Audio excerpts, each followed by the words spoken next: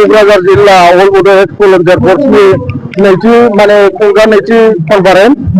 बे जादों पाटगाव आनसलिकनि सिङाव माने हालां बाजार होननाय मोनसे जायगा बे बाजारनि गेवलां फोथारावनो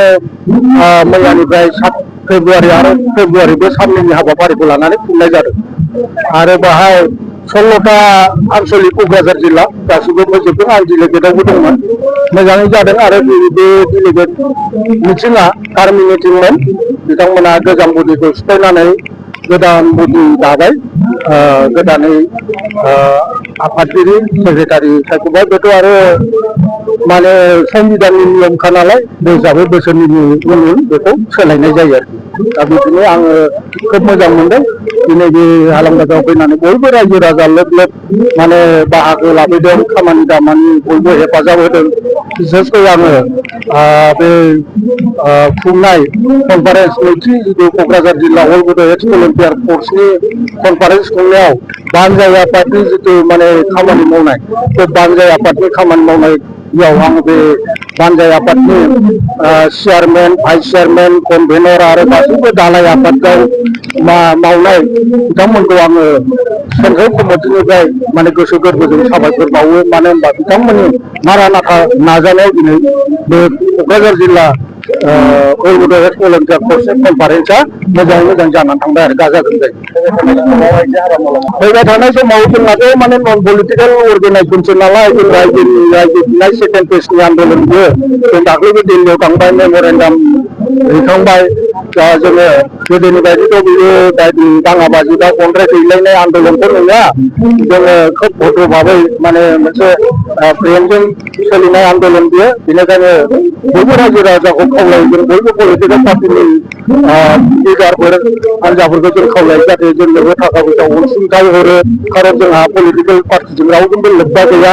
जोंहा सिमांबो गैया लिडार जानायनि जोङो जाथिखौ माने बोखांलांनो जिथु बर'लेण्ड आलादा हादोर नङागौ माने जिथु बर'आ सान्थि गैया माने निस्टार गैया रैखा गैया बे हिसाबै जोङो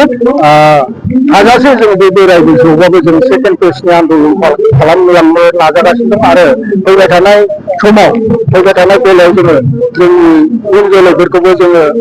अलरेडि लासै लासैनो जोङो लाबोगासिनो दङ बेनिखायनो जों रायजो राजाखौ गासैखौबो जों गुबै खावलायो बाहाय माने खुनु राजनितिकनि भेदाभेद लायालासिनो जों खौसे फैनांगौ आरो गासिबो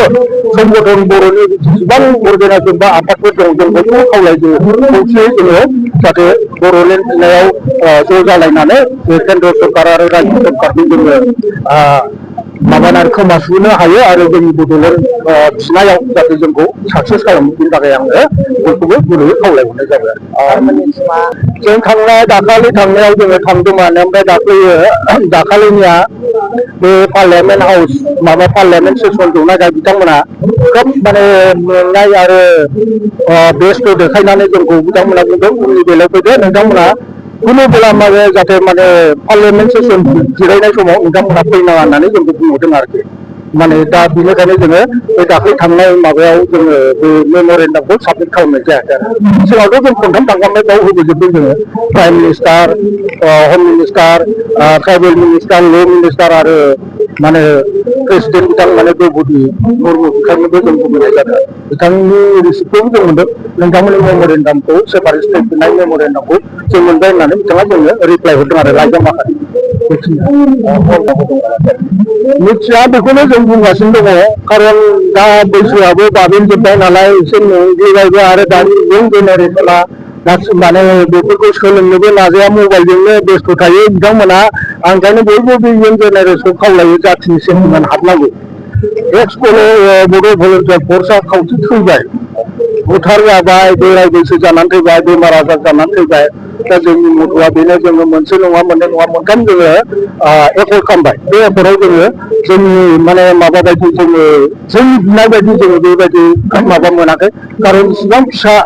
मोनसे सिक्सफुलबाबो जोंनो फाइनेन्स पावार गैया थाखा फैसानि जोंहा अभाब जों हारसिङै खुंथाय बेबस्था मोनदोंबाबो जोङो गावखौनो गाव रैखाथि होनो हाया बे हिसाबै जोङो मिनि माने गभर्नमेन्टखौ जोंनो नाङा जोंनो टटेलि सेपारेट स्टेट नांगौ फुल पेजेन्ट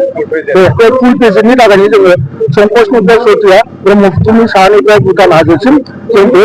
एरियाखौ लानानै जों सेपारेट स्टेट डिमान्ड जोंनि माबायाव दंखायो जों मोनब्रै पइन्टखौ लानानै बुंदों संकसनिफ्राय सदियाव बुरलुंबुथुरनिफ्राय गंगाराजोसिम बेनिफ्राय कार्बि आंलंनि बर'फोरखौ 6 सिडुलाव हिल्स ट्राइब हिसाबै माने सिक्रिटि होनांगौ बर' रिजनेल खुलिनांगौ आरो भुमनि बर'फोरखौ रैखाथि होनांगौ बे मोनब्रै डिमान्डखौ लानानै जोङो मेम'रेन्डामखौ अलरेडि होनाय जादों आरो थारमाने